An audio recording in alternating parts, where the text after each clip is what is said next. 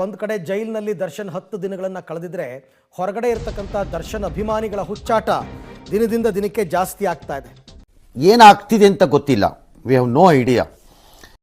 ಕ್ರಿಮಿನಲ್ಸ್ಗಳಿಗೆ photo ತೆಗೆಸ್ತಾರಲ್ಲ police ಸ್ಟೇಷನಲ್ಲಿ, slate ಮೇಲೆ ನಂಬರ್ ಬರೆದುಬಿಟ್ಟು, ಆ ಥರ ಏನೋ ಇವಾಗ ಸ್ಲೇಟ್ ಹಿಡ್ಕೊಂಡು ಹುಚ್ಚಾಟದಲ್ಲಿ ಫೋಟೋ ಶೂಟನ್ನು ಮಾಡಿಸ್ಕೊಂಡಿದ್ದಾರೆ. ಇಂಥ ಜನ ಎಲ್ಲಿ ಸಿಗ್ತಾರೆ ನಿಮ್ಗೆ? ಹೊಡಿರಿ ಚಪ್ಪಾಳೆ, ಹೊಡಿರಿ. ಇದು ನಮ್ಮ ದೇಶ ಅಂದ್ರೆ ಇಂಥ ದೇಶದ ಬಗ್ಗೆ ಕೆಡ್ದಾಗ ಮಾತಾಡ್ತೀಯ ನೀನು. ಅವನೊಬ್ಬ ದರ್ಶನ್ ಅಭಿಮಾನಿ. ದರ್ಶನ್ಗೆ ಕೊಟ್ಟಿರ್ತಕ್ಕಂಥ ಖೈದಿ ನಂಬರನ್ನು ಸ್ಲೇಟಲ್ಲಿ ಬರ್ಕೊಂಡು ಖೈದಿ ನಂಬರ್ 6106 ಅಂತ ಇವನು ಫೋಟೋ ಶೂಟ್. ಅಂದರೆ ನಾವೆಲ್ಲ ದರ್ಶನ್ ಬೆಂಬಲಿಗರಾಗಿದ್ದೀವಿ. ಬಾ ನನ್ನ ಮಗನೇ, ನನ್ನ ಅಂಬಾಸಡರ್ ಪೋಸ್ಟ್ ಕೊಡ್ತೀನಿ ತಗೋ.